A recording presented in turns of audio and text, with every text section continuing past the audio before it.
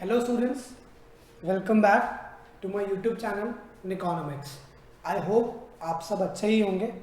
ठीक है, तो शुरू करते हैं फिर आज के लेक्चर से. आपने जो लास्ट लेक्चर लिया था उसमें हम इन्वेस्टमेंट पार्ट 1 की बात कर रहे थे, राइट? जिसमें आपने ये पढ़ा था कि जो इन्वेस्टमेंट्स है वो दो तरह की होती हैं, एक फिक्स्ड और एक इन्वेंट्री. फिक्स इन्वेस्टमेंट क्या थी? फिक्स इन्वेस्टमेंट वो इन्वेस्टमेंट थी जो कि एक प्रोड्यूसर फिक्स असेट्स पे over a period of time invest करता है, जो कि उसकी प्रोडक्शन कैपेसिटी को एनहेंस करते हैं, बढ़ाते हैं. ठीक है.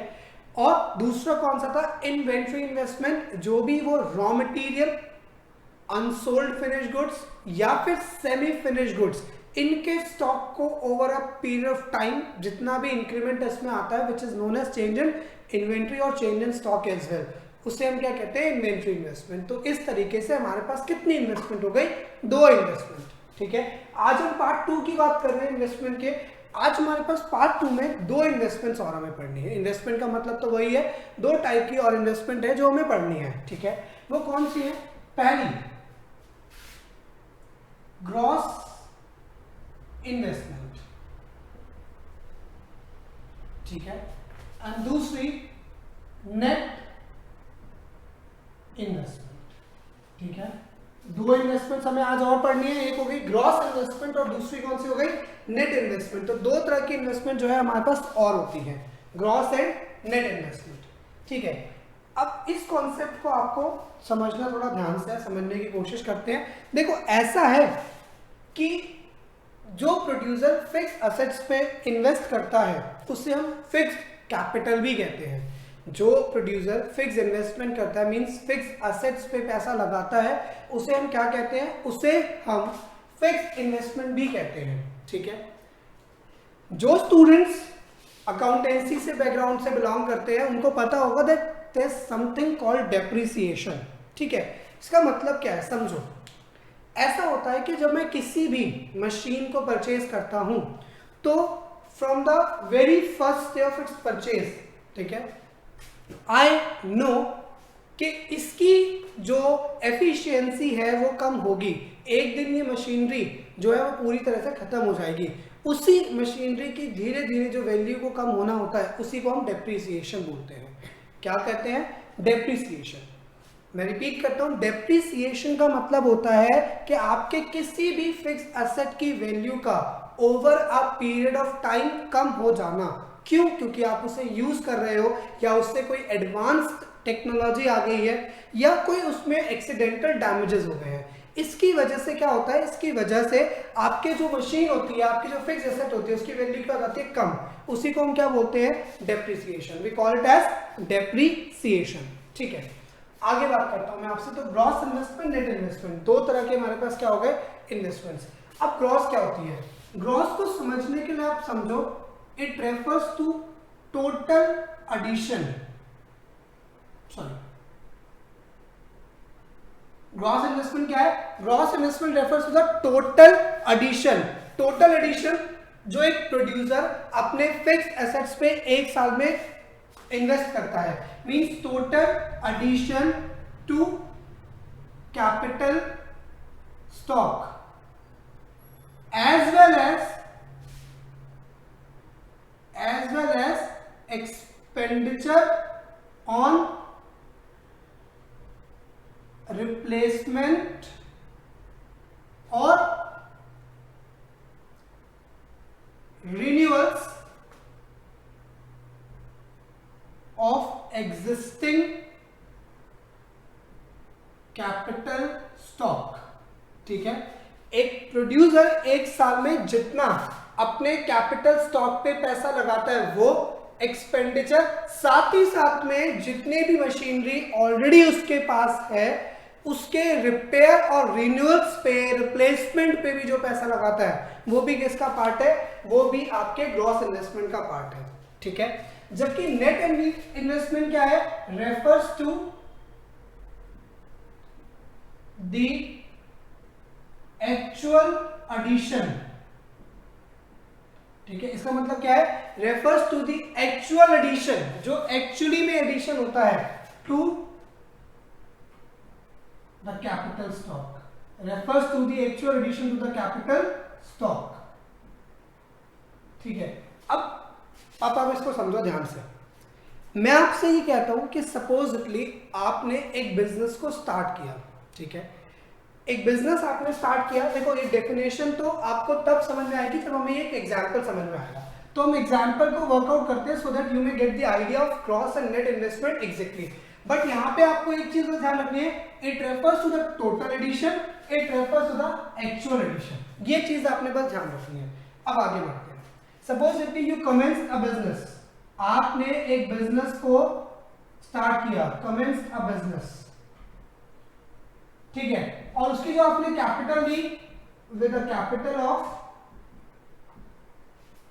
से रुपी से मान लो 2 लाख, 2 लाख से आपने एक बिजनेस को स्टार्ट किया, ठीक है, आपने एक बिजनेस स्टार्ट किया कितने से, 2 लाख रुपए से। अब हुआ क्या, साल भर में, ठीक है, आपने सपोज ये बिजनेस शुरू किया 1 अप्रैल 2020 से शुरू किया, इस अकाउंटिंग ईयर में शुरू किया, 31 मार्च तक चलेगा, 2021 तक पहला ईयर आपका। इसी साल के ड्यूरेशन में आपने क्या किया, एडिशनल कैपिटल इंट्रोड्यूस की, एडिशनल एक्सपेंडिचर्स लगाए, ठीक है, साल भर में ऑब्वियस सी बात है काम कर रहे हो तो और भी तो पैसा खर्च होगा, जैसे जैसे काम बढ़ेगा वैसे वैसे आपको और नए ऑर्डर्स आएंगे, नई मशीनरी, नई चीजें चाहिए होंगी, तो साल भर में आपने 1 लाख रुपए और अपने बिजनेस में लगा दिए, ठीक है। Now at the end of the year the total capital, या हम कह सकते हैं the total amount spend by the producer to his business is 3 lakh, है ना। पूरे साल में आपने अपने बिजनेस में कितना लगा दिया, 3 लाख रुपए। So this 3 lakh which is the total amount invested by a producer will be gross investment, ठीक है। आप इसको ऐसे समझोगे समझ में आएगा। आपने 2 लाख से बिजनेस शुरू किया, साल भर में 1 लाख रुपए और आपका बीच में लग गया, जिसमें आपने कुछ मशीन ली, कुछ टूट फूट गया, उन सब चीजों में लगा दिया, तो 3 लाख रुपए आपके एक साल में लग गए, ठीक है। अब आप इसे कहते हो कि ये हमारी क्या है, ये हमारे पास है ग्रॉस इन्वेस्टमेंट, क्योंकि पूरे साल में कितना पैसा लगा, पूरे साल में आपका 3 लाख लगा। यहां से आपको समझनी है एक चीज छोटी सी, समझना, ये 3 लाख में क्या था, 2 लाख, ये क्या था, ये इनिशियल था, है ना, इनिशियल इतना स्टार्ट किया था। Over a period of time आपने कितना और इन्वेस्ट किया, 1 lakh over a period of time आपने और इन्वेस्ट किया। क्या किया आपने, over a period of time 1 lakh रुपए आपने और लगाया। लेकिन अब यहाँ पे आप समझो ध्यान से, जो साल में बीच में आपने 1 लाख रुपए लगाया, उस 1 लाख में से क्या हुआ था, मान लेता हूं कि ₹60,000 was spent on a new machinery, है ना। 1 लाख में से साल के बीच में जो 60,000 थे, वो 60,000 जो आपने 1 लाख लगाए थे, 60,000 की तो मशीनरी आप लेके आए थे, लेकिन जो रिमेनिंग 40,000 था, ये रिमेनिंग 40,000 वो स्पेंट ऑन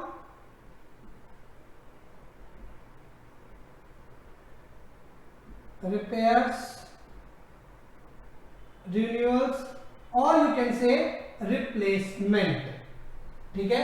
जो ये 40,000 थे, ये कहां गए, ये 40,000 आपने एग्जिस्टिंग मशीनरी की रिप्लेसमेंट में, रिन्यूअल्स में, जो भी डैमेजेस, एक्सीडेंटल डैमेजेस हुए हैं उसके ऊपर लगा दिया, ठीक है।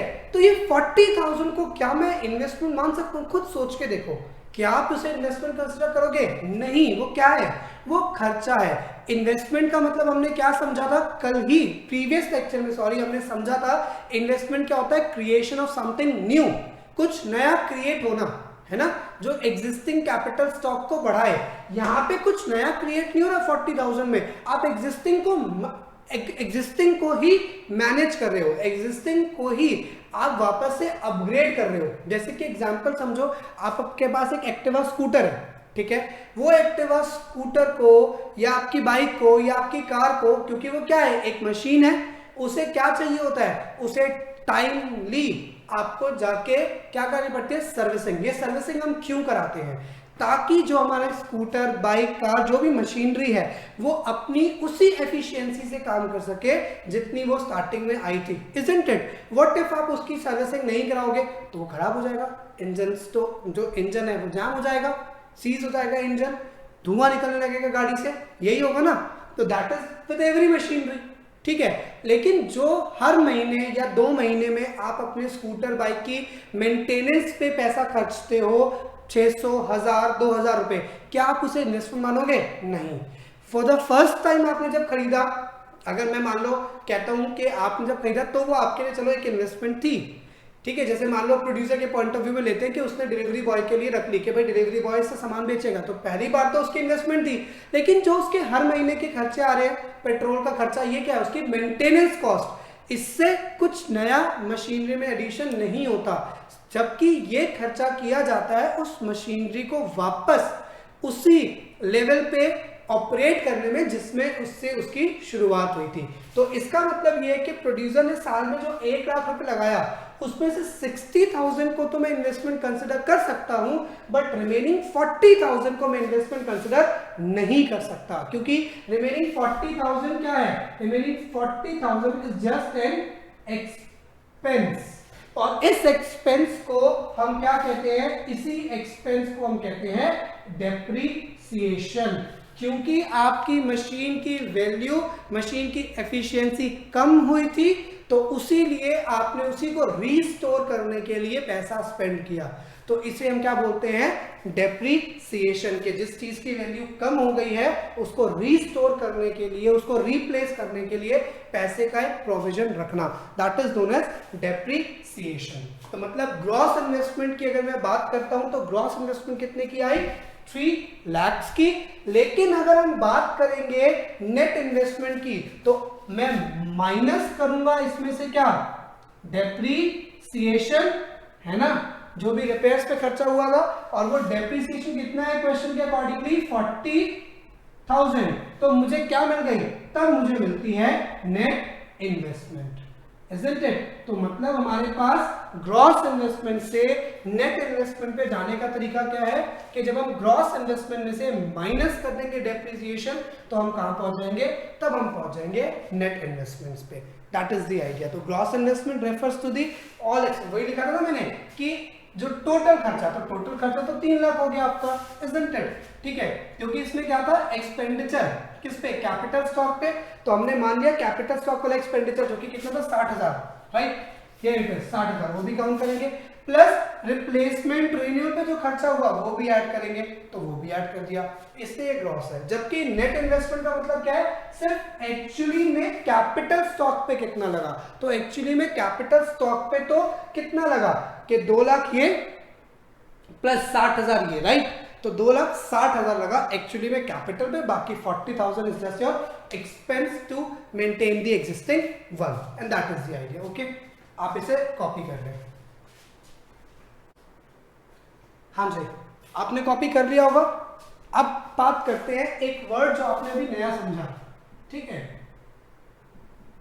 डेप्रीसिएशन। तो अकाउंट्स वालों के लिए तो ये एक फैमिलियर टर्म है, लेकिन मैं ह्यूमैनिटीज और साइंस स्ट्रीम, जिन लोगों ने अकाउंट्स नहीं पढ़ी उनसे बात करता हूं, उनके लिए एक फैमिलियर टर्म नहीं है डेप्रीसिएशन, ठीक है?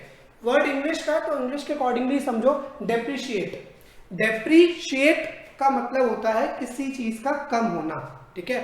कंसिस्टेंटली जब किसी चीज की वैल्यू कम होती है तो उसी को हम क्या बोलते हैं? डेप्रीसिएशन बोलते हैं, ठीक है? तो देखो ऐसा होता है कि जब आप कोई फिक्स असेट लाइक कोई मशीनरी वगैरह परचेज करते हो, ठीक है, from the very first day आप जानते हो कि इसकी जो वैल्यू है वो क्या हो जाएगी? कम हो जाएगी, ठीक है? क्यों? क्योंकि सपोजिटली मान लो आज आप, मैं कहता हूं कि मान लो अभी आईफोन 11 प्रो मार्केट में है ना? लेकिन जैसे ही आईफोन अपना कोई नया वर्जन लॉन्च करेगा, ठीक है, जैसे ही आईफोन का कोई एक नया फोन आएगा, ठीक है, एप्पल इंक वाले जैसे ही आईफोन का कोई नया वर्जन लॉन्च करेंगे तो वो जो एग्जिस्टिंग 11 प्रो जो है उनकी वैल्यू मार्केट में कम हो जाएगी। इसके कम होने की वजह ये होगी क्योंकि वो जो एग्जिस्टिंग टेक्नोलॉजी है वो क्या हो गई? पुरानी, और क्योंकि वो टेक्नोलॉजी पुरानी हो गई तो उसकी वैल्यू तो ऑटोमेटिकली कम होनी है ना, दैट इज द आइडिया। जैसे कि जब मार्केट में कलर टीवी आए तो ब्लैक एंड व्हाइट टीवी की मार्केट वैल्यू कम हो गई, उसी तरीके से जब एलईडी एलसीडी टीवी आए तो वो जो मोटे डब्बे वाले टीवी होते थे उनकी वैल्यू कम हो गई, isn't it? So that is the idea कि जब भी कोई नई टेक्नोलॉजी आती है तो एग्जिस्टिंग की वैल्यू कम हो जाती है, इसी को हम डेप्रिसिएशन बोलते हैं। या फिर आप अपना फोन यूज कर रहे थे, यूज करते करते आपसे उसकी स्क्रीन टूट गई है ना, तो ये भी डेप्रिसिएशन की एक वजह हो सकती है, क्योंकि भाई आपने फोन जब लिया नया था वो, ठीक है, जब वो नया था उसमें कोई डैमेजेस नहीं थे, आपने यूज किया तो उसमें डैमेजेस आ गए, तो उसकी वजह से भी उसकी मार्केट वैल्यू क्या हो जाती है, कम हो जाती है। मान लो डैमेज नहीं भी आते तब भी कम क्यों हो जाती है, क्योंकि सेकंड ओनर की बात आ जाती है ना, तो ये तो भाई पुराना हो गया, क्योंकि आपने ले लिया, आपके नाम पे रजिस्टर्ड है तो पुराना हो गया, तो उसकी वैल्यू तो कम होनी ही होनी है। सो यही चीज है, जब हमारी कोई भी फिक्स असेट है उसकी वैल्यू समझना, डेप्रिसिएशन हर चीज पे चार्ज नहीं होता, ये कॉन्सेप्ट है जो फिक्स असेट्स पे चार्ज होता है, ठीक है। आपका जो फिक्स असेट्स है उसकी वैल्यू क्या हो जाती है, कम, और जो मैंने वजह बताई उसकी वजह से। सो डेप्रिसिएशन हम क्या कह सकते हैं, हम कह सकते हैं fall in the value of fixed assets, fixed assets की वैल्यू का कम होना, fall in the value of fixed assets, क्यों, ड्यू टू, किसकी वजह से, जो ये फिक्स्ड एसेट्स की वैल्यू हमारी कम हो रही है, इसकी जो वजह है फिक्स्ड एसेट की वैल्यू का कम होना, वो क्या है, तो देखो सबसे पहली वजह that is normal wear and tear. It basically means what, it basically means कि आप उसे यूज कर रहे हो, तो अगर आप उसे यूज कर रहे हो तो उसकी वैल्यू कम हो सकती है, तो नॉर्मल वियर एंड टियर, उसका इस्तेमाल होने की वजह से उसकी वैल्यू क्या हो सकती है, कम हो सकती है। And the second one is accidental damages, because you are using that machinery there may be a chances of some damages, and due to those damages the value of your fixed asset might fall। कुछ भी use करोगे, हो सकता है use करते वक्त टूट फूट छोटी मोटी हो जाती है, तो उसकी वजह से भी उसकी वैल्यू कम हो जाती है। And the third reason is expected obsolescence, expected obsolescence, आपने ये वर्ड मे बी ना सुना हो या सुना भी हो, अगर ये नहीं सुना होगा तो मे बी एक वर्ड सुना होगा विच इज ऑब्सोलीट। ऑब्सोलीट का मतलब क्या होना है, पुराना होना, ऑब्सोलीट मींस पुराना होना, तो एक्सपेक्टेड ऑब्सोलेंस का मतलब क्या हो गया, एक्सपेक्टेड ऑब्सोलेंस का मतलब हो गया कि आपको पता था कि उसकी वैल्यू क्या हो जाएगी, टेक्नोलॉजिकली अपग्रेड होने की वजह से आप जो हो टेक्नोलॉजी डिग्रेड हो जाओगे ऑटोमेटिकली, तो आपकी वैल्यू जो भी मशीन की है वो तो कम होनी ही होनी है, ठीक है। So this is what depreciation means, इसी को हम क्या कहते हैं, डेप्रिसिएशन बोलते हैं। क्यों होता है, मैंने यूज कर लिया, मुझसे कुछ डैमेज हो गया और मुझे पता होता है कि ये मशीन की वैल्यू कम होनी है, ठीक है। डेप्रिसिएशन के पास आपके पास अनदर नेम्स भी आते हैं, जब हम न्यूमेरिकल सॉल्व करते हैं तो कई बार क्या होता है, अनदर नेम से भी क्वेश्चन में डेप्रिसिएशन लिखा होता है। So let's have a look. सबसे पहला नाम जो डेप्रिसिएशन का आपके पास आ सकता है वो आ सकता है, एक सबसे बेसिक जो नाम आता है वो आता है consumption of fixed capital.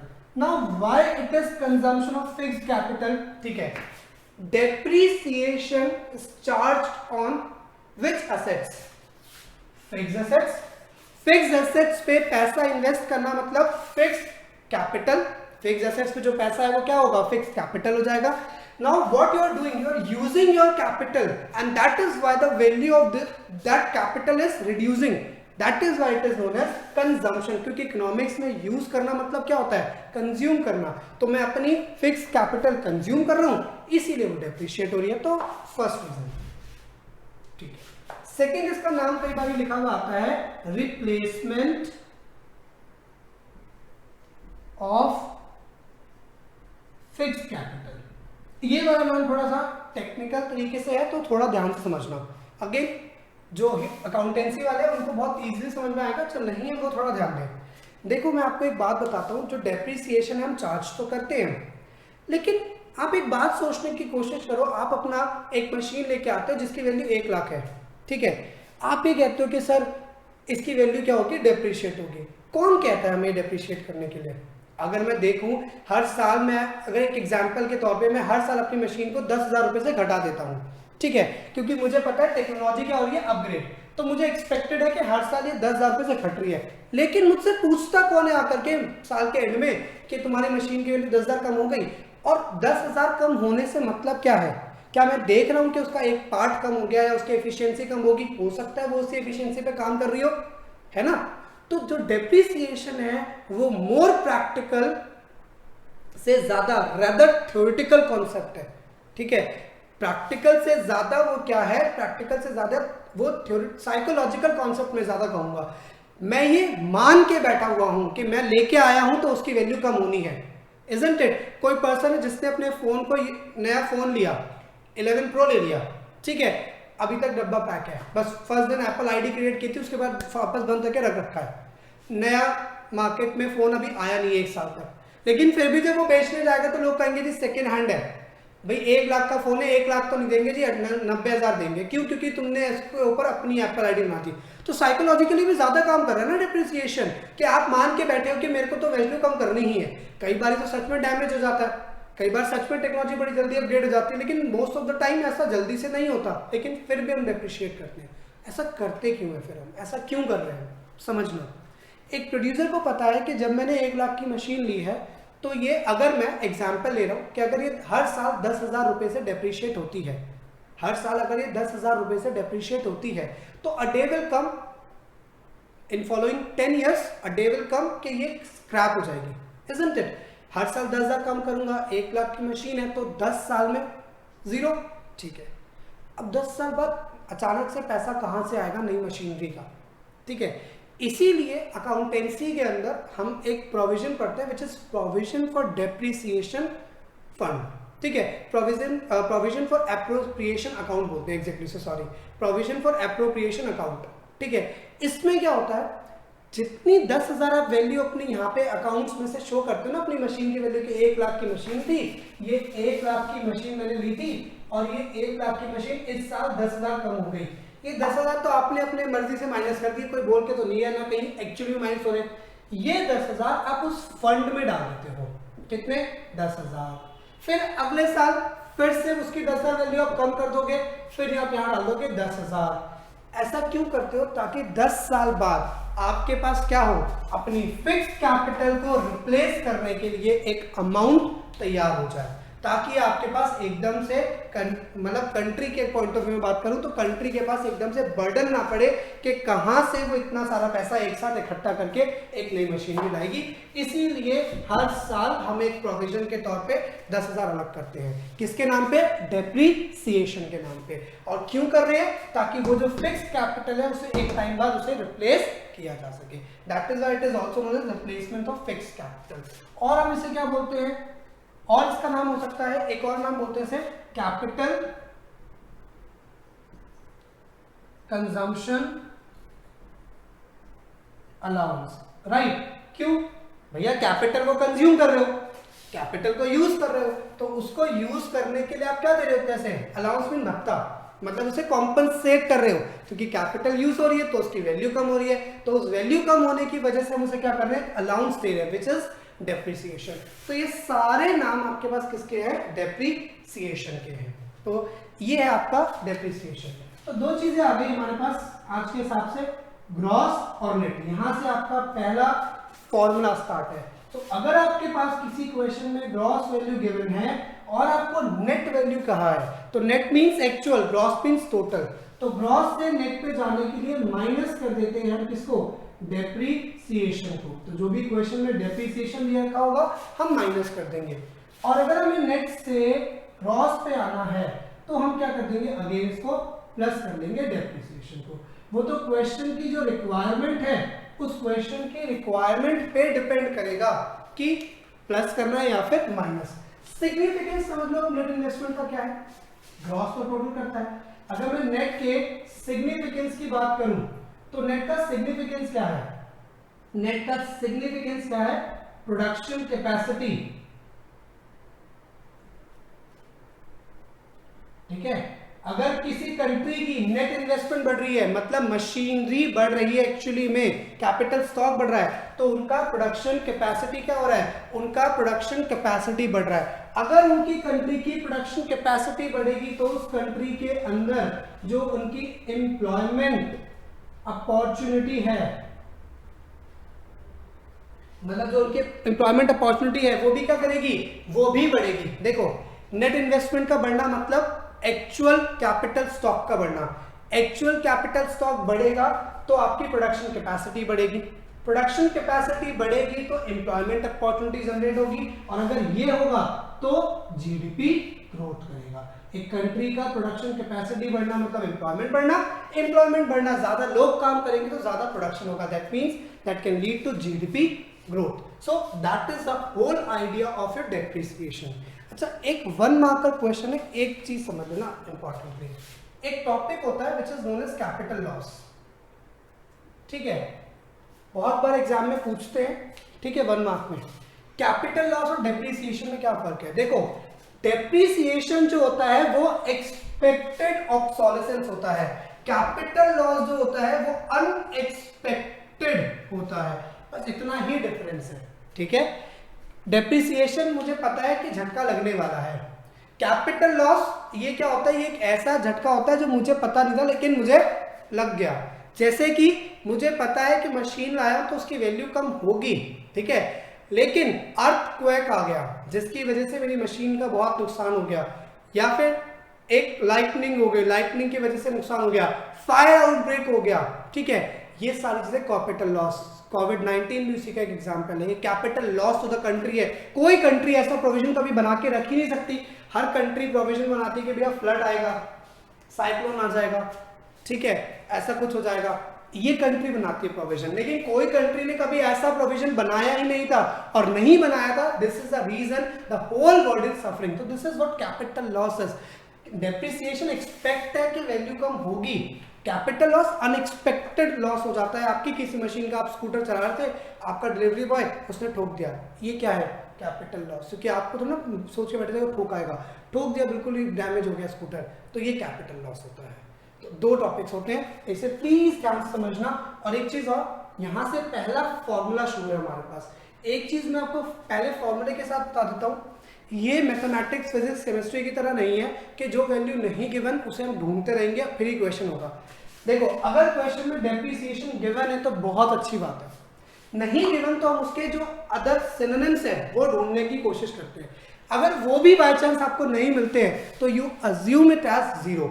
National income में जरूरी नहीं है कि न्यूमेरिकल करते वक्त हर चीज आपको जो दी है वो काम ही आएगी, और ऐसा भी नहीं है कि जो चीज नहीं दी हुई उसके बिना क्वेश्चन नहीं भी होगा। नहीं दी हुई अंडर द नेम्स चेक कर सकते हैं, वो भी नहीं गिवन तो 0 मान लेते हैं। ऐसा मत उदास होकर बैठ जाना कि यार ये नहीं दिया हुआ कैसे होगा क्वेश्चन। जरूरी नहीं कि हर चीज दी हो, और जो चीज हर वैल्यू दे रखी हो, मतलब कोई भी आइटम दे रखा हो क्वेश्चन करते वक्त, तो जरूरी है हर आइटम यूज भी होगा। कई आइटम आपसे आपको कंफ्यूज करने के दिए होते हैं, ठीक है। That's all for today's lecture, इसे आप कॉपी कर लेना, ठीक है। And please don't forget to like, share and subscribe my channel. Thanks for watching.